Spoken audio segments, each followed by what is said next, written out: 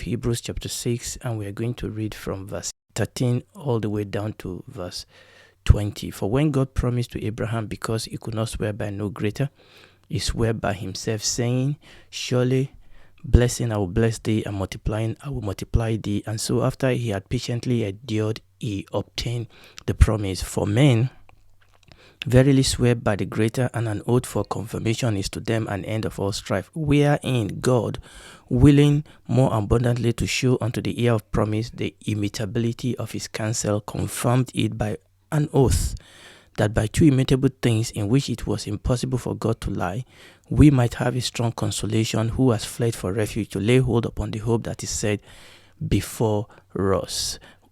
Which hope we have as an anchor of the soul, both sure and steadfast, and which enter into that within the veil, whither the forerunner is for us enter, even Jesus, made an high priest forever, after the order of Melchizedek. So there's quite a number of things we can unpack in that scripture that we read. But remember, what we are doing at the moment, we are talking about covenant, because it is essential for us to understand kingdom and to understand covenant, and it is essential for us to walk in the reality, because one of the things that we have seen is that the concept of kingdom and the concept of covenant is foundational and is fundamental to the revelation of the scripture, and that this concept was there right at the beginning, that what God was doing in Genesis chapter 1 is establishing his kingdom, and that the God that was revealed to us in the very first few verses of the Bible is a God that makes covenant, is a covenant making, is a covenant keeping God. Now,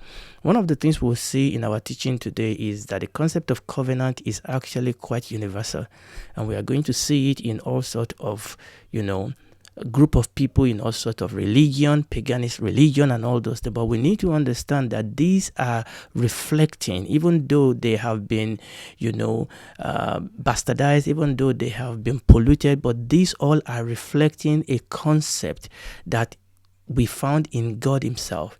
Okay, the fact that we see them in all these other religion and pagan and other culture doesn't make them wrong. It doesn't make the concept itself wrong.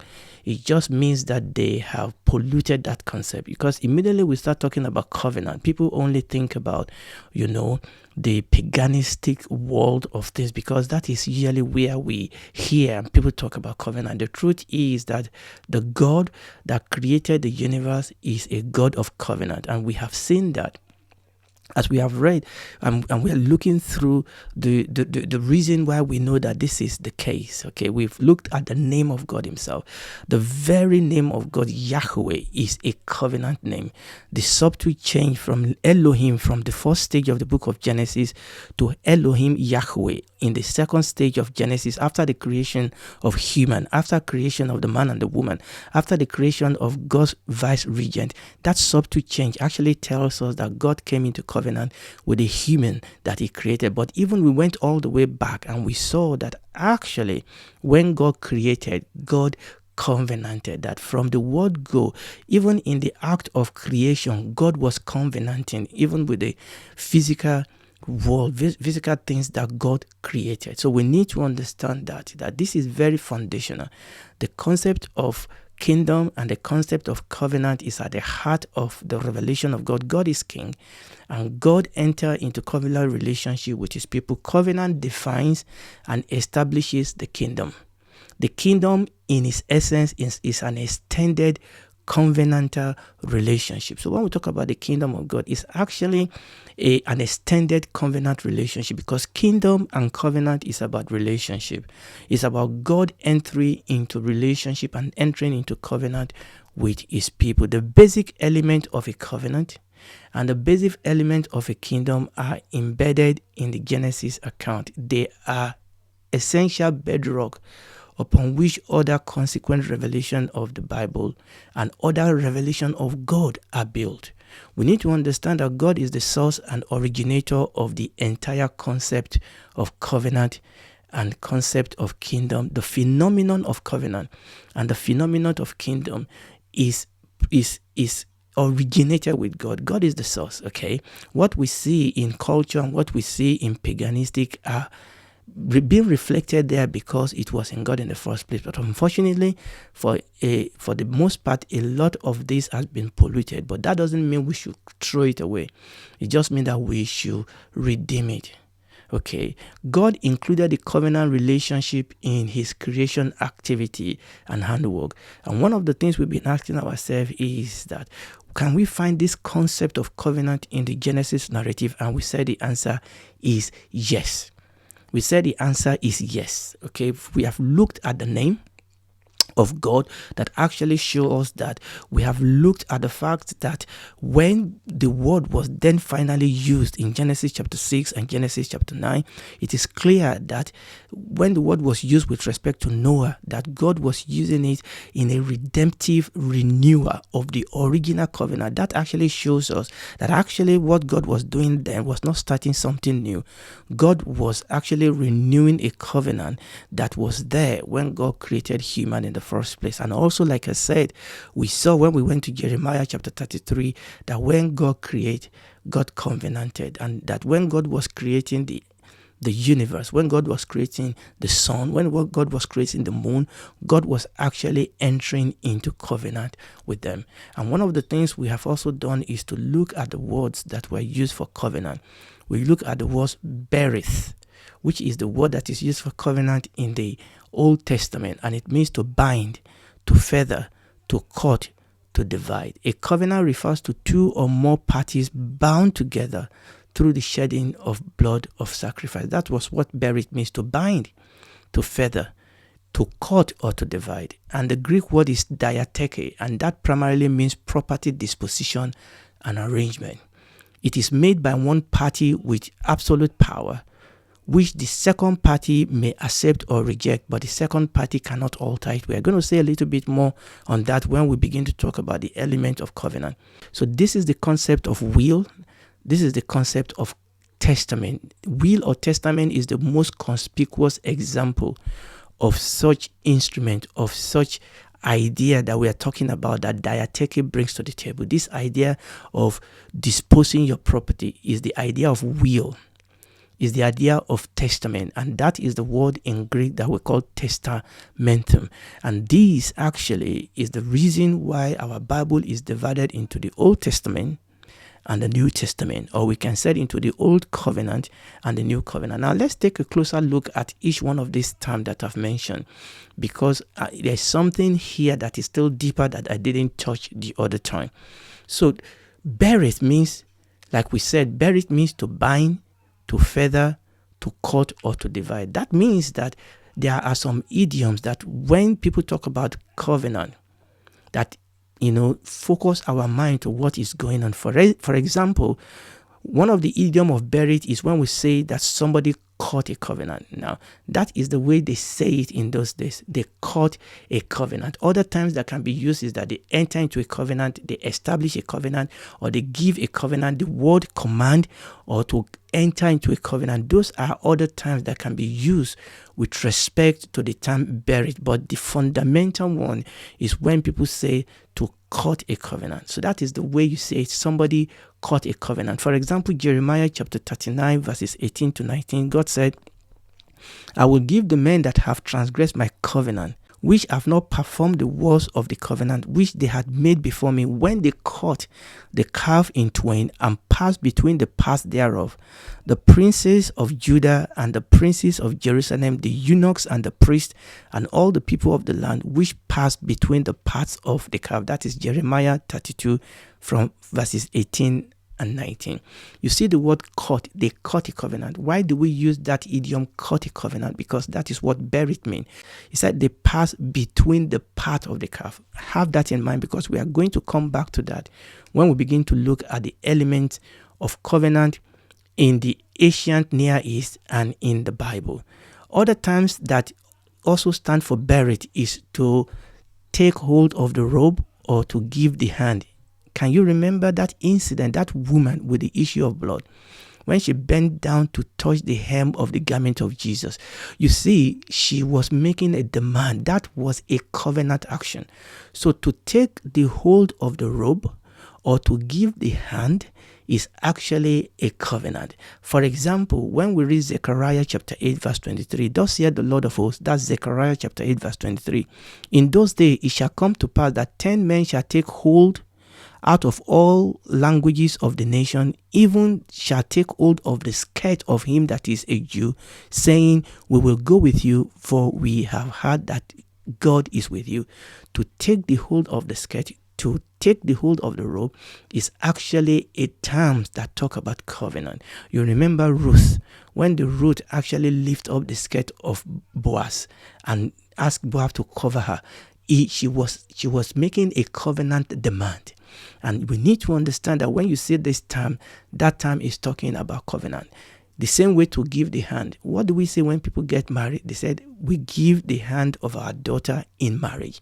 To give the hand is actually another term for covenant. For example, Lamentation chapter 5 verse 6 says, we have given the hand to the Egyptian and to the Assyrian to be satisfied with bread. We have given in other words, we have entered into treaties with the Egyptians. We have entered into covenant with the Assyrians so that we can be satisfied with bread. Now, we can talk about the wrongness or the rightness of them doing that. But the point here is for us to understand that these terms actually speak of covenant. And these are idioms and these are terms that are related to the Hebrew word for berith that we talk about when we talk about covenant: to bind, to feather, to cut, to divide. So covenant in that sense refers to two or more parties that are bounded together through the shedding of the blood of sacrifice. There's a cut through which blood flows, the process of which covenant were made. So the Greek is diatheke, the Latin is testamentum, and we said that this has to do with disposition of an inheritance. The disposition of an inheritance is the essence of a covenant. Now we need to understand that when we enter into a covenant, people benefit from each other's property. That's the point. There's things that are brought to the table when covenants are cut, but in all cases, the arrangement is unilaterally made. We need to understand that this arrangement is made by the stronger party, what we call the one with unqualified or absolute power. In a covenant, there will always be a party of that covenant that is stronger, that is more powerful. That is the reason why the lesser party enter into the covenant with the higher party in the first place. So we need to understand that this arrangement with respect to disposition of inheritance is unilaterally made by the stronger of the party. Now, the lesser of the party can reject it, but they cannot modify it.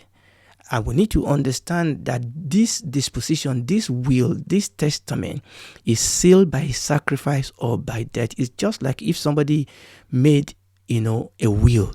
That will only come into force by the death of the one who made the will, or the one who wrote the will. And this is very, very important. And the recipient may not negotiate or alter the stipulation. So if I make a will that this is the way I want my property to be distributed, the beneficiary of that will cannot negotiate.